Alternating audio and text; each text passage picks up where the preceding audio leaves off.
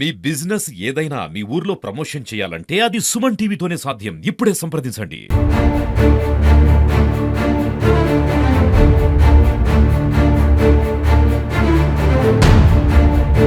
సాయంత్రం తీసిపోయారు, ఎప్పుడు తీసిపోయి స్టేషన్కి తీసిపోయారంట. తీసిపోయినాక బాగా కొట్టారంట. కానీ కొడుకు ఊరికి చెప్పుకోలేదు. చెప్పుకోకుండా ఎవరికి చెప్పుకోకుండా మయ్య తిరిగి తిరిగి సవాసగాళ్ళు ఉన్నారు. పడినంత బలంగా ఉంది, ఎవరికైనా చెప్పుకోలేదు. ఇంటికి చెప్పినా ఏది చెప్పినా నీ పిల్లలకి నీ భార్యకి ప్రమాదం ఉంటుంది. మీ ఇంటిల్లాలు కూడా పెట్రోల్ పోసి తలగా పెడతాం. నువ్వు రౌడీవి కేసు అని నేను పెడతా. ఎవరంటున్నారు? వాడిని వీళ్ళిద్దరి మధ్యలోనే ఈ గొడవ వచ్చింది. ఇసుక అక్రమ రవాణా చెప్తా అంటే వాడు పెడితే పిల్లగాని తీసుకుపోయి కొట్టారు, టార్చర్ పెట్టారు. Welcome to Suman TV. Pagadala Satish బలన్మరణం చెందిన విషయం అందరికీ ఇక్కడ డొనకల్ నియోజకవర్గంలో తెలిసిందే. తను ఒక ఇసుక రవాణా మధ్యలో గొడవలు రావడం వల్ల, ఇద్దరి మధ్యలో గొడవలు రావడం వల్ల ఒకరి మీద ఒకరు కేసులు పెట్టుకోవడం, నా మీద నువ్వు ఎందుకు కేసు పెడతావరా అని చెప్పేసి ఇలాంటి మాటలు మాట్లాడుకుంటూ అవి స్టేషన్ దాకా పోవడము, స్టేషన్లో కేసులు ఎందుకు పెడతావు అని చెప్పేసి ఒకరి మీద ఒకరు దూషించుకోవడము, ఇలాంటి జరిగిన క్రమంలో తనను బాగా మానసిక క్షోభకు గురి చేశారు ఇక్కడ ఈ ఊరికి సంబంధించిన పెద్ద మనుషులు. ఆ సమయంలోనే తను మనస్తాపానికి గురైపోయి తను బలన్మరణం చెందాడు. ప్రస్తుతం మనం అదే ఇంటి దగ్గర ఉన్నాము. ఇక్కడ మనతో పాటు సతీష్ పిన్ని గారు ఉన్నారు. తనతో మాట్లాడదాము. ఎలా జరిగిందమ్మా? నా కొడుకు ఉష్కలో గొడవ అయింది, అయిపోయింది. తల్లిదండ్రులతో పోయారు, కేసు పెట్టారు. వీళ్ళ కేసు తీసుకోలేదు. వాడు పోయి కేసు పెట్టగానే వాడిని కేసు తీసుకున్నారు. వాడిని వాళ్ళ తల్లిదండ్రులు తెలియకుండా పట్టకపోవడం, రోజు కొట్టియడం, రేత్రి 11ంటికి వదిలిపెట్టడం. వాడు వచ్చి నన్ను ఏం అడిగిపోయినా నాన్న అంటే నేను ఆడుకోపోయినా తల్లిదండ్రులు చెప్పలేదు. వాడు చంపిందని కూడా ఎవరికి చెప్పలేదు. ఆ టార్చర్ వాడే భరించిండు. ఇంటికి చెప్పినా ఏది చెప్పినా నీ పిల్లలకి నీ భార్యకి ప్రమాదం ఉంటుంది. మీ ఇంటిల్లాలు కూడా పెట్రోల్ పోసి తలగా పెడతాం. నువ్వు రౌడీవి కేసు అని నేను పెడతా. ఎవరంటున్నారు? సుంకరెంకన్న కొడుకులు ఇద్దరు. వాడిని వీళ్ళిద్దరి మధ్యలోనే ఈ గొడవ వచ్చింది. ఇసుక అక్రమ రవాణా చెప్తా అంటే ఇరు వర్గాల మధ్యలో ట్రాక్టర్ కాడ గొడవ వచ్చింది. ఈ గొడవ అనేది పోలీస్ స్టేషన్ కేసు పెట్టుకోవడం దాకా వెళ్ళింది.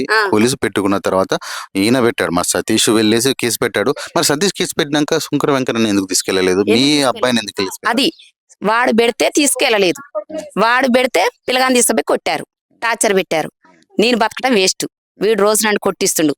నేను తొడేలు కూడా పోయి నేను బతకలేను, నాకు పరుగు లేదుగా, పరుగు తీసిండు, నన్ను టార్చర్ పెడుతున్నాడు, పరుగు మందు తాగిండు, అంతే. చచ్చిపోయిన రోజు కూడా పోలీసులకు వీడియో పెట్టిండు, పట్టించుకోలేదు. అయ్యాల రాలేదు. 50 మంది పోలీసులు వాడు చచ్చినాక వాడి ఇంటికి కాపలకు వచ్చారు. ఆ రోజు అంతిమ సంస్కారం ఇంటికి కాపలకి 5 రోజుల నుంచి 50 మంది 20 మంది ఉంటారు రోజు. అంతిమ సంస్కారం రోజు నుంచి ఇప్పటి వరకు కాపలా ఉంటారు. పిల్లగాని శవాన్ని ఊళ్ళో తీసుకొస్తారు కానీ 50 మందిని పెట్టిండు ఇంటి చుట్టూ. ఎందుకు పెట్టిండు? వాడు సంబంధం లేనప్పుడు పిల్లగాడు చచ్చి ఊళ్ళోకి వచ్చినప్పుడు వాళ్ళు పోలీసులు ఎందుకున్నారు? చచ్చిపోయిన పిల్లగాని పట్టించుకోకుండా వాని కాపాడటం ఏంది? పోలీసుల పాత్ర ఉంది, ఇలా వాళ్ళ పాత్ర ఉంది. సుంకరెంకన్న కొడుకులు ఇద్దరిది, సుంకరెంకన్నది. ఊరు పెద్ద మనుషులు కూడా పట్టించుకోలే వాడిని. ఎవరైనా నిలదీసి ఇంతవరకు అడగలేదు. వాళ్ళ కర్మ ఏదిట్టుందని ఒకళ్ళ ఊరోళ్ళు కూడా వచ్చి అడగలేదు. వాని అందరు కలిసి టార్చర్ పెట్టారు. ఆ టార్చర్ భరించలేకనే వాడు మందు తాగిండు. అంటే మీతో ఎప్పుడు చెప్పుకున్నాడా ఇలాంటి టార్చర్ పెడుతున్నాడు? ఏది చెప్పుకోలేవాడు. పెద్ద మనుషులు చెప్పిర్రు, పోలీసులు చెప్పిర్రు, ఎస్ఐ చెప్పిర్రు, అందరి చెప్పిర్రు. చెప్పినా కూడా ఎవ్వరూ పట్టించుకోలే. ఆ పిల్లగాన్ని పట్టించుకోలేక నాకు ఎవరు లేరు, నాకు న్యాయం జరగట్లేదు, నన్ను కాకుండా నా పిల్లగాళ్ళు కూడా ఆగం చేస్తారని వాడు మందు తాగిండు. మీరు విన్నారు కదా వాళ్ళ పిల్లి చెప్పేది విషయం. అంటే తను చెప్పేది ఏంటంటే తన అంతిమ సంస్కారం రోజులు అంటే ఈ రోజు వరకు, తను చనిపోయి 3 రోజులు అవుతుంది కదా, 5 రోజులు అవుతుంది. ఈ 5 రోజుల నుంచి కూడా పోలీసులు అక్కడ ఎవరైతే వ్యక్తి ఉన్నాడో ఆపోజిట్ వ్యక్తి తనకు సెక్యూరిటీగా వస్తున్నారో చెప్పా. కానీ ఇక్కడ మా ఇంటి పరిస్థితులు అంటే ఇప్పుడు ఒక సెల్ఫీ వీడియో తీసేసి నా చావుకు వీరే బాధ్యులు వల్లనే నేను మనస్తాపానికి గురి అయిపోయి నేను చనిపోయాను, నా వైఫ్ అండ్ పిల్లలు వీళ్ళని మీరే చూసుకోవాలి అమ్మ నాన్న అంటూ తను రోదన చెందుతూ తను ఒక సెల్ఫీ వీడియో తీసుకుంటూ తను పోలీసులకు పెట్టడం జరిగింది. కానీ ఇక్కడికి వచ్చిన తర్వాత అంతిమ సంస్కారం ధన సంస్కారం జరిగే రోజు నుంచి అక్కడ ఉన్న ఆపోజిట్ వ్యక్తికి రక్షణ కల్పిస్తున్నారు. అంటే తన మీద తను ఒక సెల్ఫీ వీడియో తీసుకొని దానికి అంటే ఒక సాక్ష్యంగా తను పెట్టినప్పుడు వాని మీద కేసు ఫైల్ చేయకుండా తనకు సెక్యూరిటీగా వస్తున్నారని చెప్పేసి మనతో పాటు వాళ్ళ పిన్ని బంధువులు మనతో చెప్పుకుంటున్నారు. మనతో పాటు మరొకరు ఉన్నారు, వాళ్ళ బంధువులు మరి ఇంటి పక్కన ఉంటారు. ఏంటమ్మా ఏం జరిగింది? అసలు ఆ చిన్నోడికి మాత్రం ఏం తెలియదు. వాడికి ఎప్పుడైనా టాటర్ పోతాడు. ఎన్నాళ్ళు ఏదో ఖమ్మం పోయి పనికి పోయేది సార్. పనికి పోయి వచ్చి మా దాటి టాటర్ మొన్ననే కొన్నారు. కొన్నాక అందరూ టాటర్లు పోతున్నాయని వాడు టాటర్ విందుకి అన్ని టాటర్లు వదిలిపెట్టి వాడు టాటర్ పట్టుకుర్రట. పట్టుకొని ఇద్దరు కలిసి కొట్టారంట. కొట్టినాక ఇక అక్కడ ఉన్న లేటోళ్ళు అటు పారారు. సాక్ష్యం చెప్పని పోలీసు మళ్ళీ కొట్టారు. కొట్టి ఇంక వాళ్ళ చాల నుంచి టాటర్ వచ్చిందని చెప్పి ఈయన కొట్టారు. ఈడేం చేసిందిగా వాడి చాల నుంచి నా టాటర్ వచ్చిందని నన్ను కొట్టారు. నా ఇంటి ముందు నుంచి టాటర్ ఎందుకు పోవాలని ఇక్కడ కంపేసింది. ఇంటి ముంగడికి వెళ్ళిపోతుంది ట్రాక్టర్ అని చెప్పేసి గొడవ ఫస్ట్ వాళ్ళ చాల నుంచి టాటర్ వస్తుందని అన్ని టాటర్లు పోతుంటే వాడు కౌలుకి తీసుకుంది చేను బీడు అది. పొలంలోకి వెళ్ళి ట్రాక్టర్ పోతుంది గొడవ వాళ్ళ నుంచి వస్తుందని వీళ్ళిద్దరు కలిసి మడికట్లలో వేసి కొట్టారంట. కొట్టినాక ఇక వాడేం చేసి నన్ను కొట్టిండు. వాడు మడికట్లలో బీడు నుంచి టాటర్ రానిలేదు నాది, ఇక్కడికి నా ఇంటి ముందు టాటర్ ఎందుకు పోవాలి అని చెప్పి ఇక్కడ మండేసినాక వాడు మళ్ళీ రిటర్న్ పోయి కొట్టిండు. రిటర్న్ పోయి కేసు పెట్టిండు. మరి మీరు పెట్టలేదు అప్పుడు కేసు? వాడు ఇంకా తెలవదుగా, వాడు పెట్టిండంట కానీ తీసుకోలేదంట. ఈడు కేసు తీసుకోకుండా వాళ్ళు పెట్టిందే వచ్చిండు.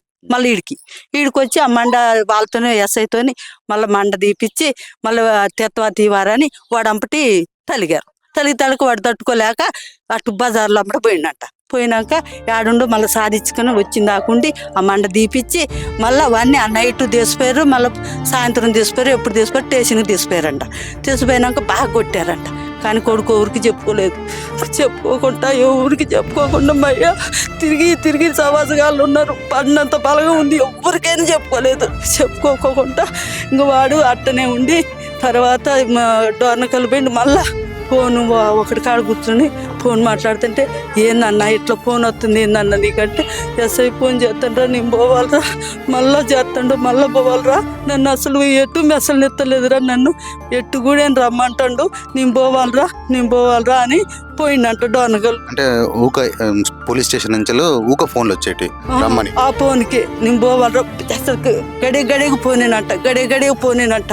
అందుకని అట్లా స్టేషన్ నుంచి ఫోన్లు వస్తానని చనిపోయిన రోజు కూడా పోలీస్ బందోబస్తు మీ ఊర్లో కూడా పోలీస్ బలగాలు దించారు కదా.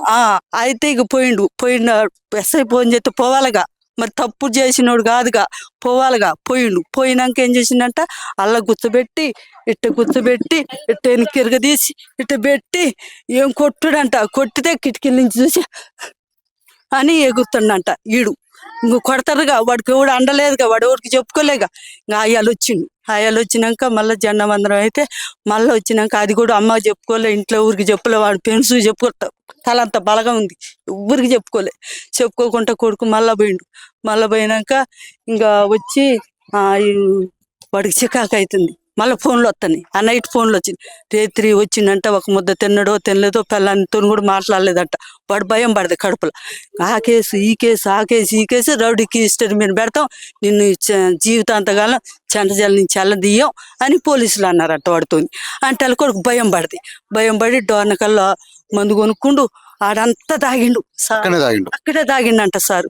తాగినాక మళ్ళా ఈ ఊళ్ళోకి వచ్చి ములకలు పెళ్ళిపోయి మళ్ళీ దోమల మందు కొనుక్కొని మళ్ళీ కసినగారు తండకాడికి పోయి ఆడ కూర్చొని ఇంకా ఈడే పెట్టుకొని పలానోళ్ళు ఎట్ట కారణం వాళ్ళు హింసపెట్టారు, పోలీసులు ఏం న్యాయం చేయలేదు, మా పిల్లగాళ్ళు నా చిన్న పిల్లగాళ్ళు మీరేం న్యాయం చేస్తారో, పెద్ద మనుషులు కూడా నా పట్టలేరు, ఎవరైనా మాట్లాడేటట్లేదు, నా పరిస్థితి మీరేం న్యాయం చేస్తారో మీరే అంతా అని తీసుకుని అప్పుడు తల్లికి ఫోన్ చేస్తే వెళ్ళిపోయింది సార్. విన్నారు కదా మీరు వాళ్ళ బంధువులు కానీ స్థానికులు చెప్పిన వివరాలు. అంటే సతీష్ చనిపోవడానికి ముందు, అంటే సూసైడ్ చేసుకోవడానికి ముందు తను ఒక సెల్ఫీ వీడియో తీసి నాకు ఎలాంటి న్యాయం జరగట్లేదు, నన్ను పోలీసులు పదే నన్ను స్టేషన్కి పిలవడం నాకు ఇబ్బందిగా ఉంది, ఇదంతా జరగడానికి కారణం మా ఊరికి చెందినటువంటి పెద్ద మనుషులు, వాళ్ళు నా మీద లేనిపోని చెబుతూ నన్ను ప్రతిరోజు వేధిస్తున్నారని చెప్పి ఒక మానసిక క్షోభతో మానసికంగా తను విసిగిపోయి తను దగ్గరే ఉన్నటువంటి డొన్నకల్లో ఒక పురుగుల మందు తీసుకొని తను సేవించి సెల్ఫీ వీడియో తీసుకొని తను చనిపోవడం జరిగింది. అయితే ఆ చనిపోయిన తర్వాత దహనం జరగడానికి అంటే ఈ ఊరికి వచ్చినప్పుడు కొన్ని పోలీసు బలగాలు కూడా ఇక్కడ దిగడం జరిగింది. అయితే వీళ్ళందరూ ఏమన్నారంటే ఆ పోలీసు బలగాలు ఎందుకు దిగాయి అంటే అంటే ఒక వ్యక్తి సూసైడ్ చేసుకున్న తర్వాత ఆ పోలీసు బలగాలు ఈ ఊళ్ళో తిరగడంతో అంటే ఎదుటి వ్యక్తికి ఎవరి వల్ల అయితే సూసైడ్ చేసుకున్నారో ఆ ఇంటికి రక్షణ కల్పిస్తూ వాళ్ళు ఉండడం అనేది ఇక్కడ గమనార్హం. అంటే ఇక్కడ పోలీసులు పట్టించుకోలేని చెప్పేసి వీళ్ళు సుమన్ టీవీతో చెప్పుకొని బాధపడుతున్నారు. సాయంత్రం తీసిపోయారు, ఎప్పుడు తీసిపోయి స్టేషన్కి తీసిపోయారంట. తీసిపోయినాక బాగా కొట్టారంట. కానీ కొడుకు ఊరికి చెప్పుకోలేదు. చెప్పుకోకుండా ఎవరికి చెప్పుకోకుండా మయ్య తిరిగి తిరిగి సమాజగాళ్ళు ఉన్నారు. పడినంత బలంగా ఉంది, ఎవరికైనా చెప్పుకోలేదు. ఇంటికి చెప్పినా ఏది చెప్పినా నీ పిల్లలకి నీ భార్యకి ప్రమాదం ఉంటుంది, మీ ఇంటి కూడా పెట్రోల్ పోసి తలగా పెడతాం, నువ్వు రౌడీవి కేసు అని నేను పెడతా. ఎవరంటున్నారు? వాడిని వీళ్ళిద్దరి మధ్యలోనే ఈ గొడవ వచ్చింది, ఇసుక అక్రమ రవాణా చెప్తా అంటే వాడు పెడితే పిల్లగాని తీసుకుపోయి కొట్టారు, టార్చర్ పెట్టారు.